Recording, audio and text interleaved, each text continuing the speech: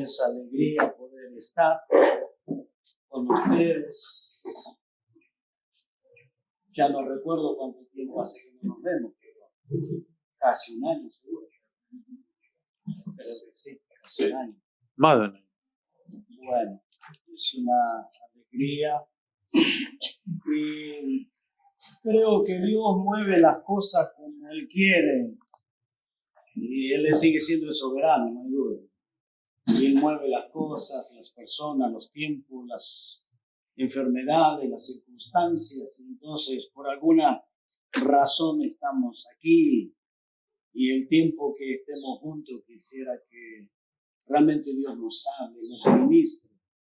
Creo que Dios está muy interesado en hablar con su iglesia, pero el asunto es que la iglesia está interesada en oír a Dios. Dios está interesado en hablar, pero espero que nosotros estemos interesados en que Dios nos hable.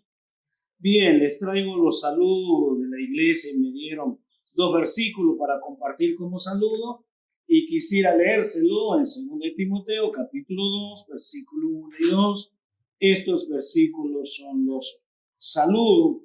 Dice: tú pues, hijo mío, esfuérzate en la gracia que es en Cristo Jesús. Los que ha oído de mí ante muchos testigos, esto encarga a hombres y fieles que sean idóneos para enseñar también a otros. Amén. Este es el saludo que los hermanos les envían. Bien, lógicamente que estamos orando, pero cuando sabía que venía para acá, oramos pidiendo que Dios nos dé la gracia, Dios nos dé la palabra. Entonces en mi corazón surgió de compartir esta palabra y el tema va a ser, tanto hoy como mañana, una iglesia integral. Una iglesia integral. ¿Qué significa la palabra integral? Quiere decir global, total, unir las piezas, los conjuntos de cosas para que sea íntegra, o sea, que no le falte nada. Quiere decir que en otras maneras que la iglesia sea madura, que no tenga ninguna falta, que no tenga decadencia en ninguna parte. Entonces una iglesia integral es una iglesia completa. No tiene faltas, no le está faltando nada, porque cada uno está cumpliendo su función, cada uno está cumpliendo su tarea, todos están cumpliendo su rol. Esta es una iglesia integral, es una iglesia que crece probablemente lentamente, pero crece porque usan los dones, porque usan los ministerios, porque usan el servicio, crece. Y quiero decirle que ni la pandemia va a poder impedir el crecimiento, porque la iglesia no está limitada a un lugar geográfico. La misión de la iglesia no está limitada a un lugar geográfico. La iglesia donde está sigue siendo iglesia, sigue predicando, sigue anunciando, sigue haciendo su tarea. Entonces yo quiero hablarle de este tema. ¿Y qué es lo que debe tener una iglesia integral? Entonces vamos a ir viéndonos cada uno de nosotros. Cada uno de nosotros debemos ir viéndonos a la luz de la Biblia. Porque voy a hablarle de 3 cosas, nada más. Una iglesia integral, una iglesia que es completa, tiene que tener 3 cosas. 3 cosas muy fundamentales. No puede fallar ninguna. Si falla una, no es integral. Si falla una, quedamos en la niñez espiritual. No maduramos, no crecemos, no avanzamos. Algo está fallando. Entonces, una iglesia integral tiene 3 características. La primera característica de una iglesia integral es una iglesia que tiene doctrina, conoce la doctrina, la conoce, tiene doctrina, no solamente que la tiene, sino que realmente conoce la doctrina. Entonces ella va a sumergirse en la palabra. Entonces, ¿cómo yo puedo llegar a conocer que tenemos doctrina. ¿Cómo yo puedo conocer si yo tengo doctrina? No si mi hermano tiene doctrina. Yo tengo que tener doctrina. Tengo que conocer las doctrinas. Entonces tengo que sumergirme en la palabra. Tengo que meterme a estudiar, tengo que meterme a leer, tengo que dedicarme a la palabra de Dios. Entonces esta es una parte de la iglesia integral. Una iglesia que conoce las Escrituras. Ahora, si yo estoy faltando a esta área, por ejemplo, yo no me dedico a leer, no me interesa la Biblia, entonces yo no puedo aportar para que la iglesia sea integral. Ya la iglesia no es integral. Ya la iglesia tiene una falla, tiene un error. ¿Por qué? Porque los miembros de la iglesia no se interesan en estudiar las Escrituras. Ahí ya está fallando. Pero la segunda cosa de una iglesia integral es una iglesia que vive la palabra. Vive la palabra. Ahora, ¿cómo yo puedo vivir la palabra si no la conozco? Entonces, una iglesia integral es aquella que va a vivir, va a practicar la palabra. Vamos a ir viendo texto. El tiempo nos va a faltar para todo, porque vamos a ir viendo. Y yo quiero anticiparle que usted cuando lea la Biblia va a tener que mirar estos tres aspectos y lo va a encontrar casi en cada pasaje. Desde Génesis al Apocalipsis tiene estos tres aspectos.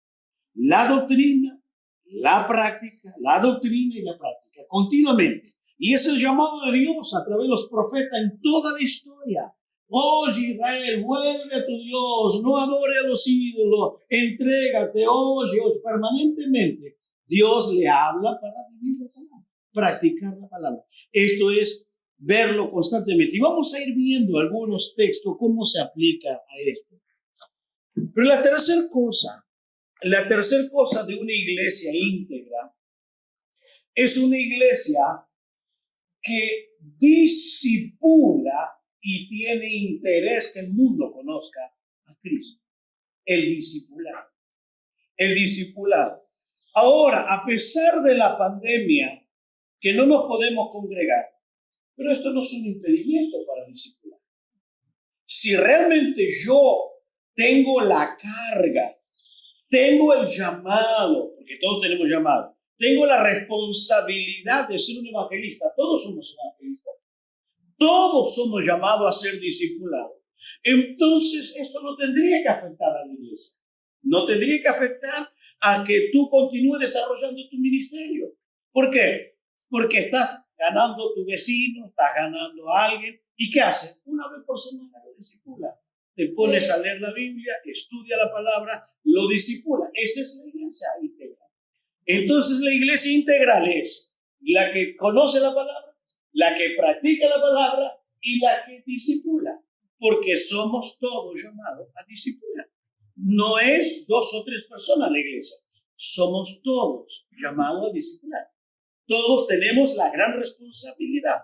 Bien, no podemos ir a la iglesia porque estamos en pandemia, pero tengo una casa, tengo un living y puedo invitar a mi vecino a escuchar la palabra. Eso dice, a evangelizar al discipulado. Estoy haciendo la obra de Dios. ¿Por qué? Porque la iglesia primitiva siempre fue así. No tuvo templos, no tuvo iglesias. ¿Qué hacían? Estaban por las casas. Entonces, una iglesia íntegra es la que tiene esas 3 características. Entonces vamos a ir viendo estas 3 características y una de las iglesias que encontramos en la Biblia la encontramos en Apocalipsis, en el libro Apocalipsis, en el capítulo 2. Ahora mire la falla de esta iglesia. Ahí vamos a ver que no era una iglesia íntegra. Vamos a ver la falla de esta iglesia. En Apocalipsis, capítulo 2, pero la iglesia de Éfeso. En el capítulo 2, vamos a leer los primeros 4 versículos. Ustedes van a ir leyendo otros textos. Ustedes van a ir leyendo los textos. Realmente esto me conmovió, me admiró, me sorprendió cuando estaba estudiando este tema. Y hermano, no es un tema mío, no es un tema que está desde Génesis hasta el Apocalipsis. La doctrina, la práctica y el discipulado. Y el discipulado no nace en Mateo 28. Esto nace ya desde el principio. Desde el principio, Dios tiene en vista a las naciones. Por eso Dios, cuando creó a Adán y Eva, ya en Génesis capítulo 1, versículo 27, dice, y los bendijo. La primera vez que aparece la palabra bendición. ¿Y qué le bendijo? ¿Cuál fue la bendición? La bendición dice, id y multiplicaos, llenad la tierra. Ahí está, miren, multiplíquense, llenen la tierra, bendigan las almas. Génesis 1:27. En Génesis 12, Dios le dice a Abraham, te bendeciré y será bendición. Entonces yo no puedo guardar para mí la bendición. Usted es salvo, no guarde para usted la bendición. Transmite. Te bendeciré y será bendición.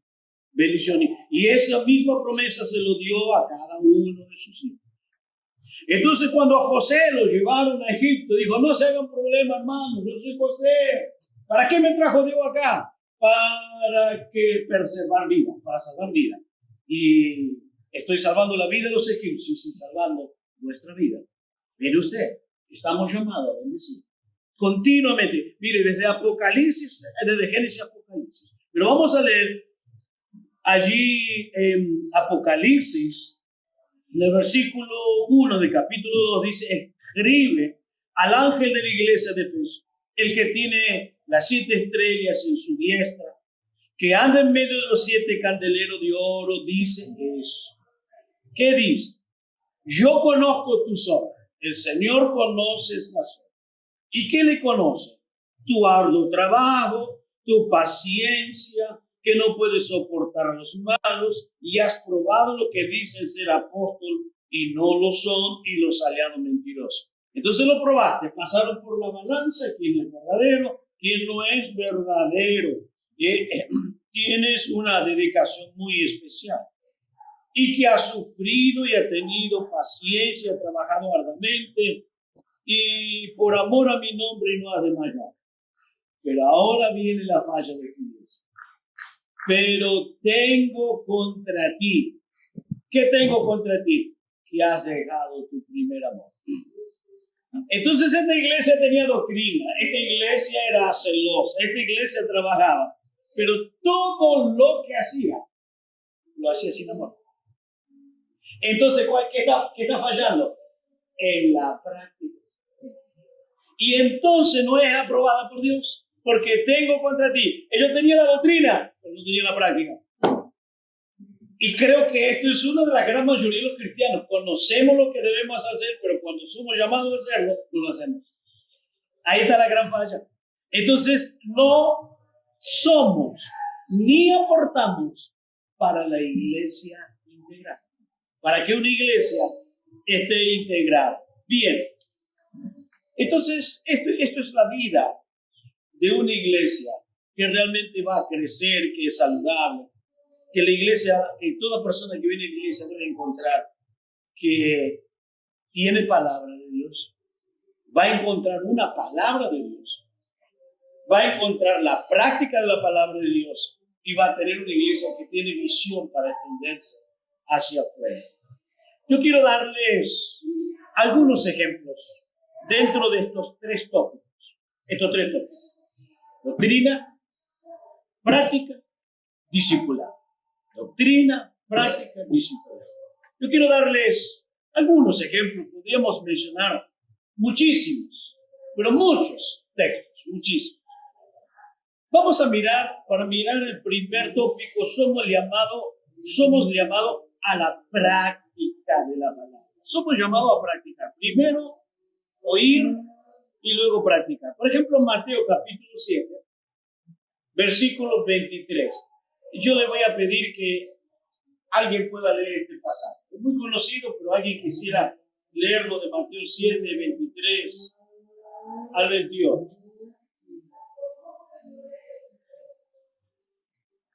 Mateo 7, 23 al 28. ¿Alguien puede leerlo, por favor? Entonces les declararé, nunca os conocí. 7, 23. Mateo. Sí. Mateo 7.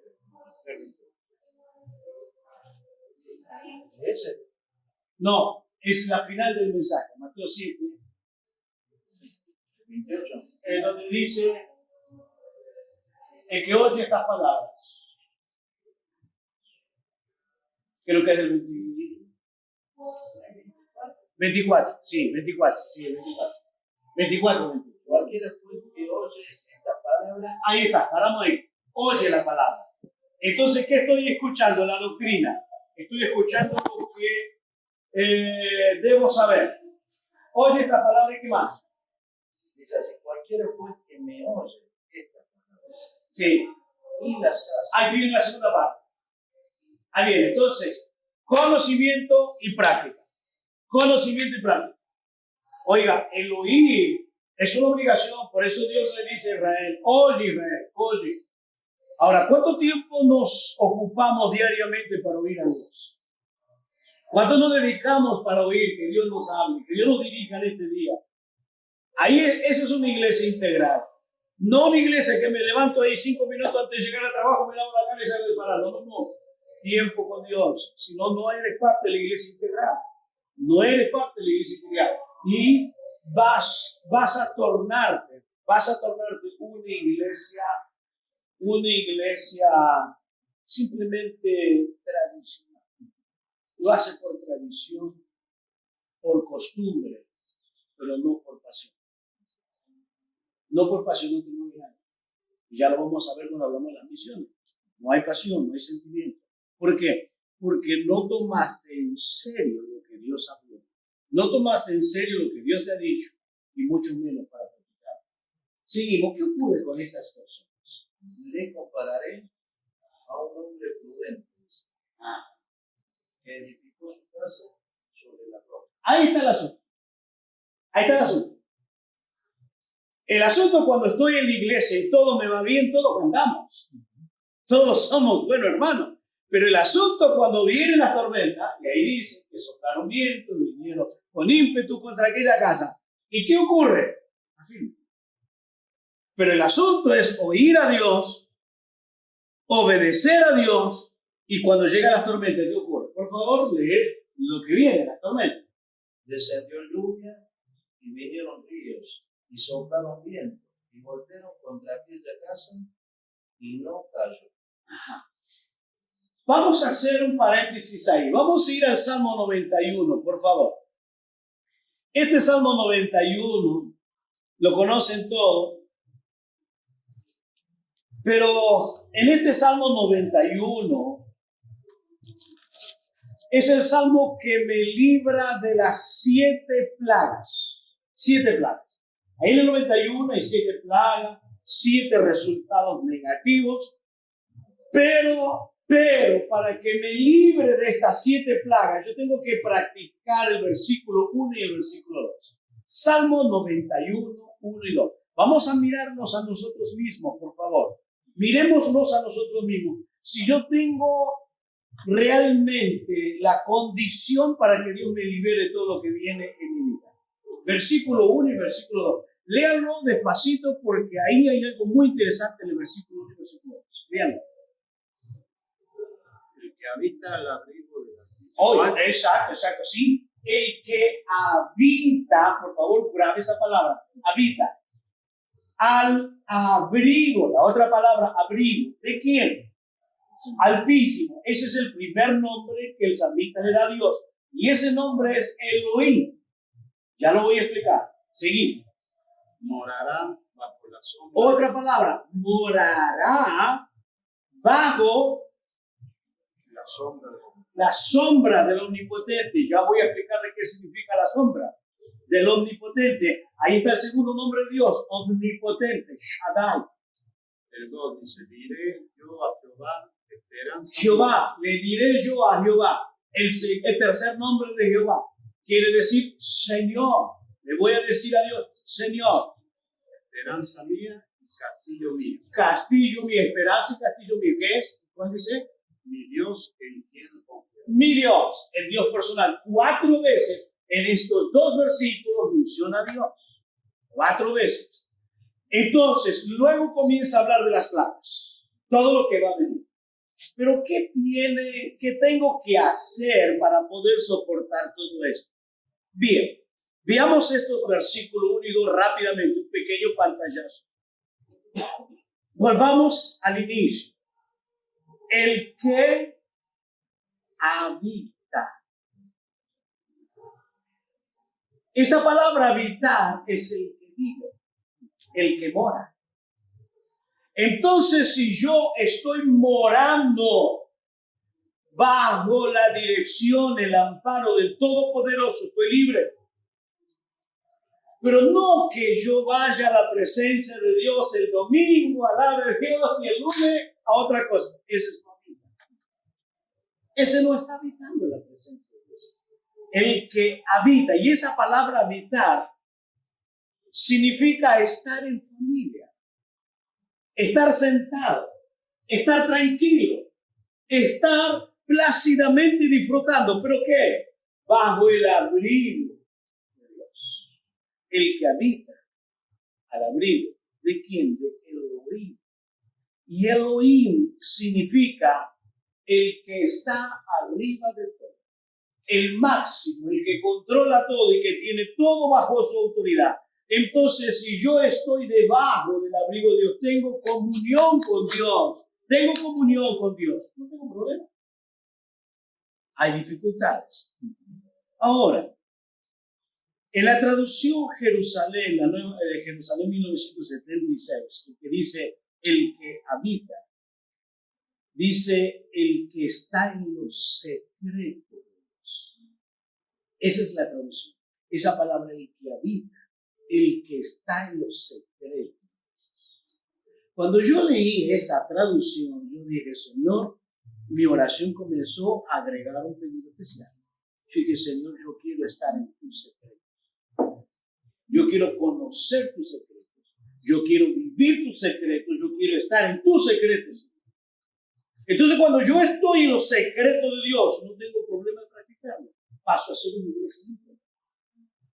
Entonces, yo estoy en los secretos de Dios. Yo tengo lo que cualquier ser humano común no lo entiende, no sabe, no puede entender. Pero estando en los secretos. Y creo que el salmista entendió bien, porque cuando habla de los secretos de Dios es como estar metido dentro donde Dios está. Yo estoy metido donde Dios está. Entonces el tabernáculo y el templo tenía 3 separaciones. El patio, el lugar santo y el lugar santísimo. ¿Y dónde Dios está? En el lugar santísimo. Ese es el secreto de Dios. Es el lugar de Dios. Entonces, ¿dónde yo estoy? En los secretos de Dios. Ahí estoy. Y para poder entrar en los secretos de Dios, tengo que ir a la práctica. Y la práctica es la disciplina obligatoria. Aunque no tenga ganas, aunque esté cansado, tengo que entrar en los secretos para orar. Si no, no. Esta es la iglesia íntegra. Ahora, si no practico esto, yo no paso a ser una iglesia íntegra. Yo no estoy aportando para que la iglesia crezca. Ahora, noten por favor en el versículo 2 del Salmo 91. En el Salmo 91, en el versículo 2, yo quiero que ustedes noten el pronombre personal, cuando él se menciona a sí mismo. ¿Cuántas veces se menciona a sí mismo el salmista? ¿Cuántas veces? ¿Qué dice? 3 veces. Exactamente. ¿Qué dice? Ponémelo en el inicio, versículo 2. Diré yo a Jehová, Sí. esperanza mía. Ahí está. Cuando yo estoy debajo del abrigo de Dios, yo tengo esperanza. Es mi esperanza. Segundo. Diga, castillo mío. Castillo. Eso quiere decir estoy refugiado. Estoy en un lugar seguro. Tercero. Mi Dios, en quien confiaré. En Él confío. Ahora, noten la expresión que usa el salmista. En quien confiaré. Es una diferencia entre tener fe y confiar. A veces se usa como sinónimo. Pero los que confían en alguien es porque lo conocen. Entonces usted tiene confianza. ¿Por qué? Porque lo conocen. Sabe que este no va a robar. Sabe que este no va a defraudar. ¿Por qué? Porque lo conocen. ¿Y por qué podría decir el salmista, en ti confío? Porque lo conoce. Porque lo conoce. ¿Por qué? Porque él está bajo el abrigo de Dios. Bajo el amparo de Dios. Entonces estamos llamados Estamos llamados nosotros a estar en la presencia de Dios, estar en comunión, recibir la revelación de Dios y como consecuencia en la práctica. Y ahí después usted puede seguir leyendo los versículos siguientes del Salmo 91. En el Salmo 91 ahí va a haber 7 cosas que tenemos que confrontar. Lazo del cazador. ¿Cuántos lazos una vez está atado no se libera? El lazo del cazador, la peste destructora y tantas cosas. Pero de todas ellas Dios te liberará. Y termina diciendo, por lo menos la parte final, caerán a tu lado 1000 y 10.000, pero a ti no llegarán. ¿Por qué no va a llegar? Porque estoy bajo el refugio. Estoy bajo el refugio. Sí, estoy bajo el amparo. La última parte del versículo 1, del 91, el versículo 1, la última parte. Morará bajo la sombra del Omnipotente. La sombra. Esa sombra, ¿sabes lo que quiere decir? Es la intervención de Dios cuando te están atacando. La sombra es que Dios te cubre y te libera cuando te están atacando. Entonces, en algún momento vamos a tener ataques del enemigo. ¿Pero qué hace Dios? Dios es tu sombra, te guarda. Cuando esa flecha viene con esa tentación, con esa crisis, Dios interviene. Eso es lo que dice Samuel.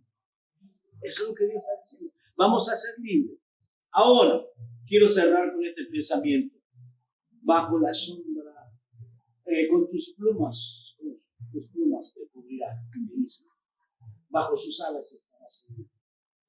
Cuando la Biblia habla de estar seguro en las alas de Dios, bajo la cobertura de Dios, te está diciendo varias cosas. Número 1, si yo permanezco bajo las alas, la cobertura de Dios, yo estoy guardado de todo peligro. Si estoy bajo la cobertura, estoy bajo la dirección de Dios. Dios me habla y me obedece. Cuando estoy bajo la cobertura, la gloria del Señor está conmigo. Yo tengo la gloria de Dios, la presencia de Dios. Donde yo estoy, va la gloria del Señor. Hay un ambiente diferente. Donde yo voy, hay un ambiente que cambia, porque la gloria del Señor está. Esto debería ser. Donde tú estás, y lógicamente tu casa, tu hogar, tu matrimonio, tiene que ser la gloria de Dios. ¿Por qué? Porque tú habitas debajo de la cobertura. Entonces está bajo la cobertura. Ahora, si no ocurre, para un poco. Empieza a rever dónde está. Porque te estás perjudicando. Y a su vez, no solo que te perjudicas la iglesia. Y la iglesia vecina. No pasa a ser hincha. Está en falla. Y esto es lo que Dios quiere, que nos examinemos a nosotros mismos. Pero también cuando llevamos a la práctica, cuando hablamos del discipulado, de la extensión del Evangelio, el discipulado es tan antiguo como la historia de la iglesia, es muy antiguo, de tal manera que lo encontramos aún en la escatología. Veo que estamos hoy en día viviendo o hablando mucho sobre la escatología. Y bueno, estamos hablando de lo que está aconteciendo, y una de las cosas que está aconteciendo dentro de la escatología y del cumplimiento de la palabra de Dios es las pestes. Y la pandemia que estamos viviendo es una de las pestes. Una de las pestes, y la crisis económica mundial también es parte de la escatología. Pero una de las cosas que la escatología habla es de la evangelización. Entonces quiere decir que la iglesia funcionando en la evangelización es parte de la escatología, es parte de la doctrina escatológica. ¿Qué dice Mateo allí en el capítulo 24, versículo 15? Leamos.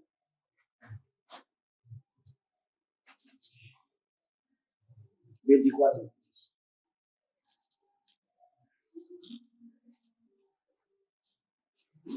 24:15 dice: por tanto, cuando veáis en el lugar santo las abominaciones desoladoras, sí, de que habló el profeta Daniel, el que lea, entiende. Sí, ok.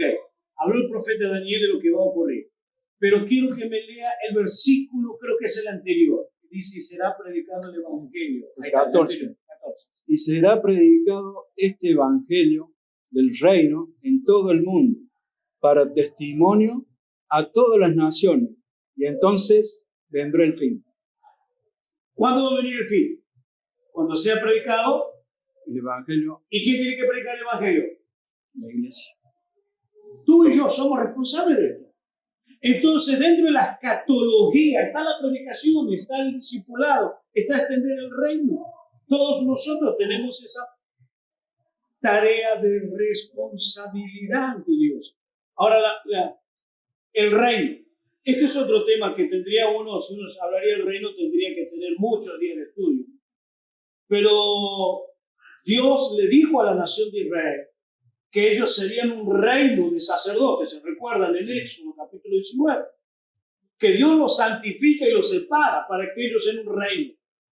Y cuando llegamos a 1 de Pedro capítulo 2 versículo 9, dice, ustedes son un reino de sacerdotes. ¿Para qué? Para llevar las buenas nuevas. Pero entonces Israel falló. Ahora esta tarea, ¿quién tiene? La iglesia es un reino de sacerdotes. Somos nosotros. Somos nosotros. Pero siempre en toda la Biblia, desde el inicio, desde el primer pacto que hace Dios con Israel, en el capítulo 19, hasta con el pacto con la iglesia, el reino. Dios estableció el reino. Y el reino se extiende en la medida que predicamos. En la medida que nosotros predicamos. Yo quiero que practiquemos lo que estoy tratando de decir. Entonces vamos a mirar. Yo quiero que veamos, por favor, abra su Biblia en 1 de Tesalonicenses. Vamos a hacer esta práctica. Más o menos le he explicado un poquitito rápidamente. Es la doctrina, es la práctica y es el discipulado o la evangelización. Vaya a 1 de Tesalonicenses. Vamos a ver si estas tres prácticas están o no en la Biblia. 1 de Tesalonicenses, capítulo 1.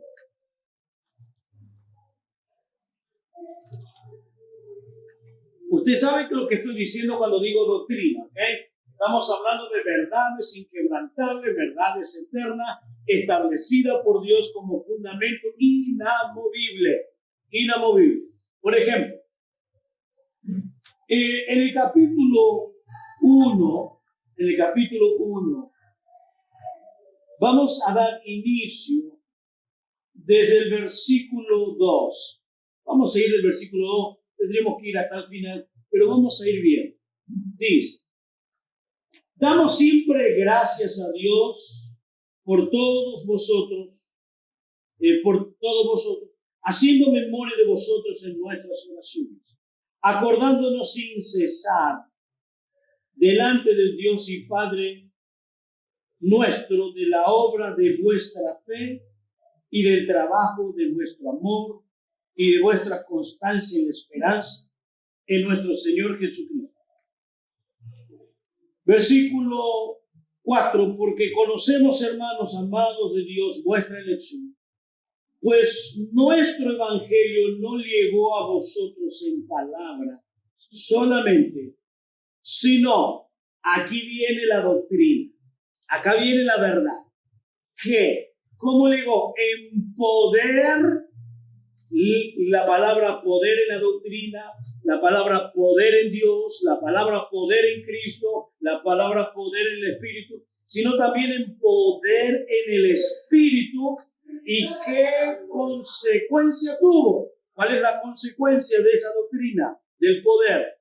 De en plena certidumbre, como bien sabéis cuál fuimos entre vosotros. ¿Y cuál es la otra doctrina? La convicción, la certidumbre, porque el poder fue predicado, recibieron la palabra y en certidumbre se convirtieron. Ahí está la doctrina. Y ahora, el asunto de la práctica. Ya tiene la doctrina. Llegó el evangelio, con poder se convirtieron. Esto es doctrina. Y ahora, ¿cuál es la práctica? Vamos a ver.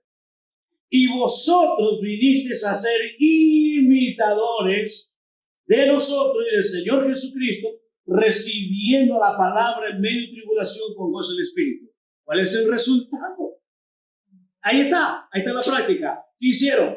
Fueron imitadores. ¿Cuál es la tercera cosa que hace la iglesia íntegra? La evangelización, el discipulado. Bien, veámoslo, versículo 8.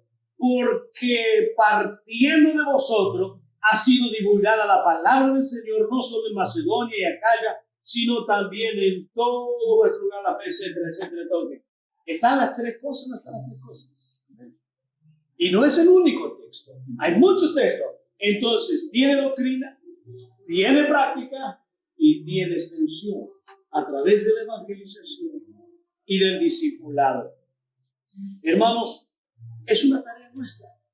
Es una tarea de la iglesia que lleguemos a ser una iglesia íntegra. La práctica de la iglesia. Quiero meditar un poquitito, quiero decirle en la práctica de la iglesia. Algunos llaman el devocional de la iglesia. La vida normal. La vida.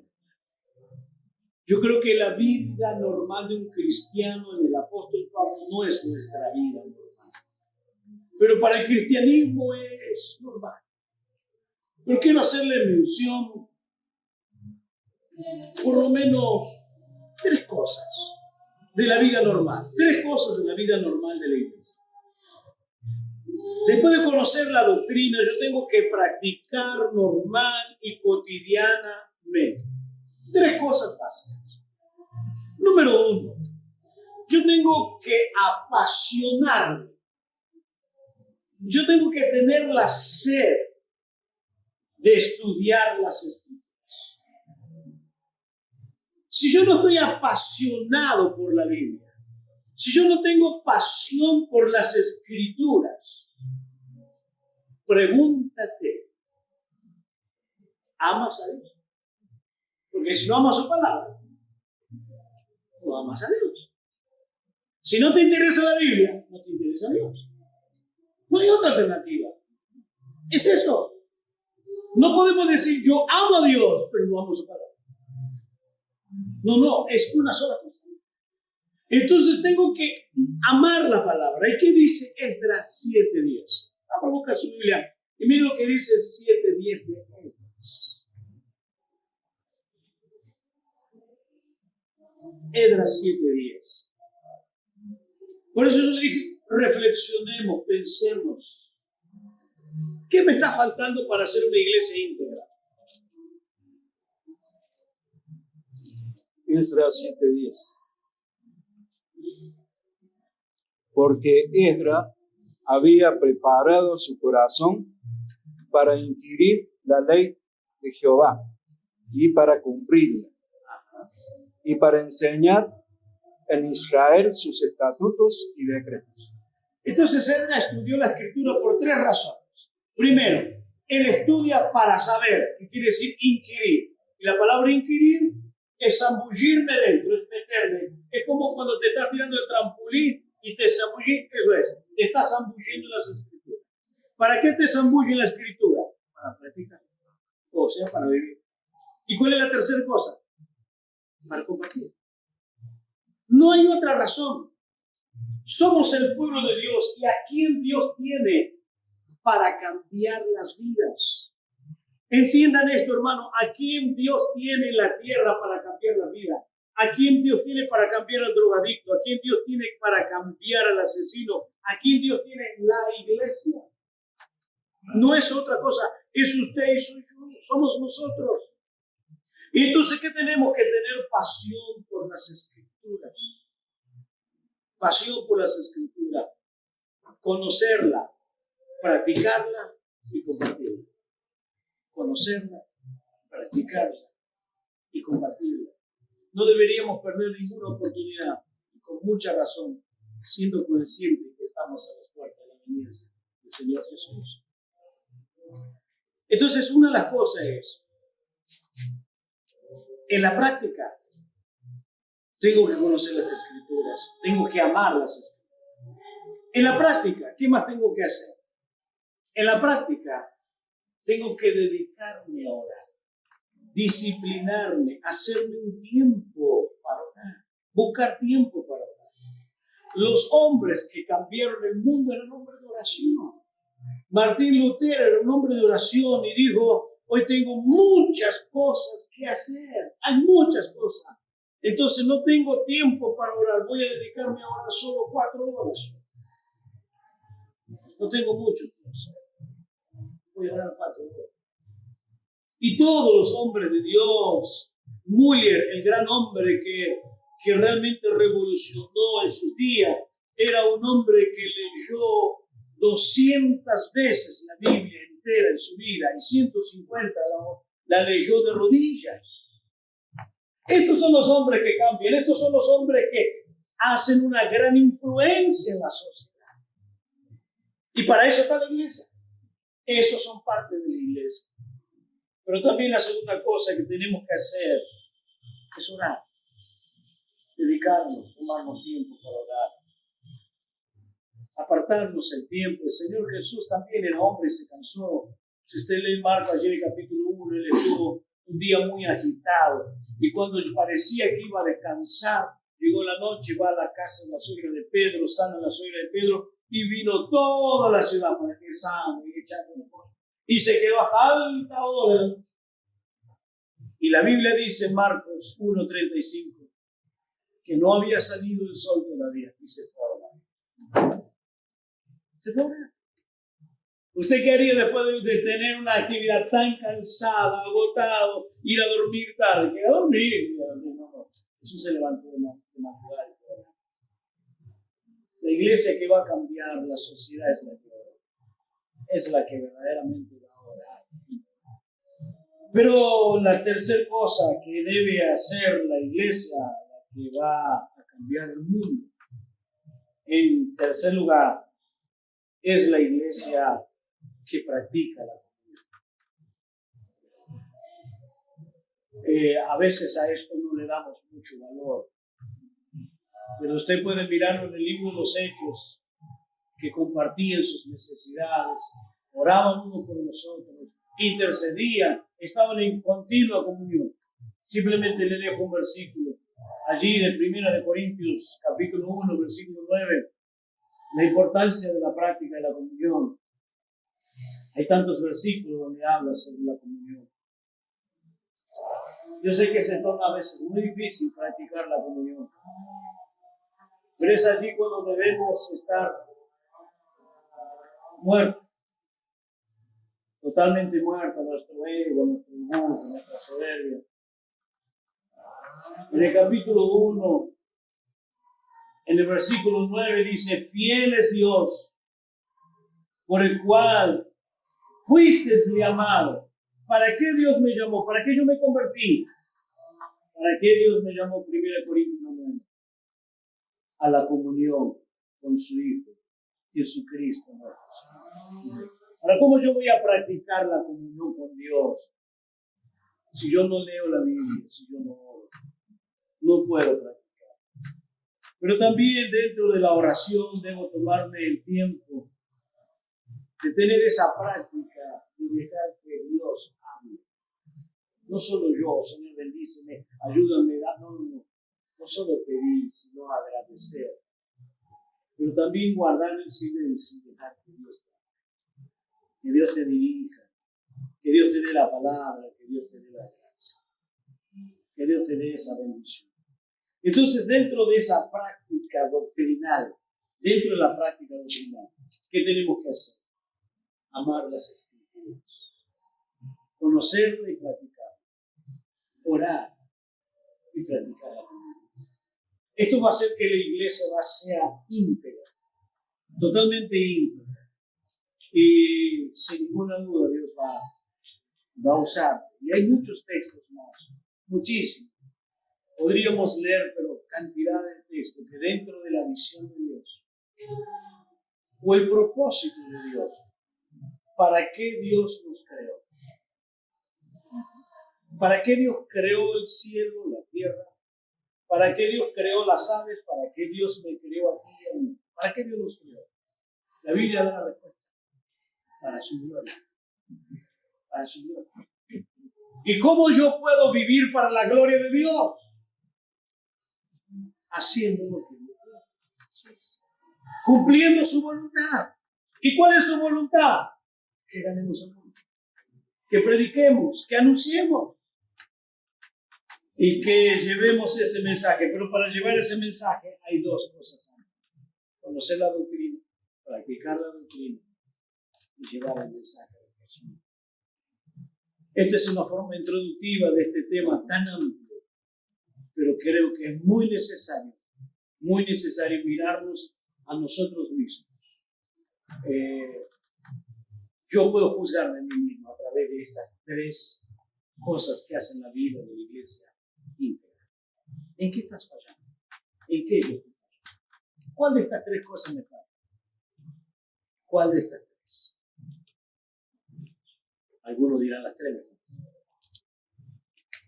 algunos una, otra dos. Pero, ¿por qué no piensas un poquito en esta tarde, en esta noche? Y tomas una determinación. Porque esto va a mostrar la calidad de vida que tú vas a llevar. Vas a mostrar la calidad de vida. ¿Vas a vivir bajo la sombra del omnipotente o no? ¿Vas a ver la bendición de Dios o no? Esto depende de cómo tú vivas. Por eso, reflexiona. Lo interesante de todo esto, y ya cierro, que Dios no eligió a grandes personas para llevar su mensaje. Dios le dice a Israel que Él lo escogió porque no era especial. No era lo más inteligente, no era lo más sabio. Dios lo elige a Israel para ser testigo, para ser sacerdotes, los intermediarios entre Dios y el pueblo. Israel falló, ahora está en la iglesia. ¿Y a quién te eligió? A ti y a mí. ¿Qué somos? ¿Especiales? No somos los especiales, no somos los más inteligentes, no somos los más sabios. No, 1 Corintios ahí lo dice, que Dios eligió lo despreciado, lo que no sirve, lo que no es para nada, pero Él eligió para llevar su nombre. Dios te eligió. Y bueno, le doy gracias a Dios, que Dios me ha elegido, pero quiero cumplir mi misión. Antes de que Dios me lleve a su gloria, quiero ser parte de la iglesia íntegra. Y voy a luchar al máximo, para que la iglesia donde yo pertenezco, donde yo estoy ministrando, la iglesia sea íntegra. La iglesia sea completa. La iglesia ame la palabra, practique la palabra y haga la obra del Señor. Vamos a inclinar nuestro rostro y pensar cada uno de nosotros y mirarnos a nosotros mismos, no mirar a los otros, sino mirarnos a nosotros.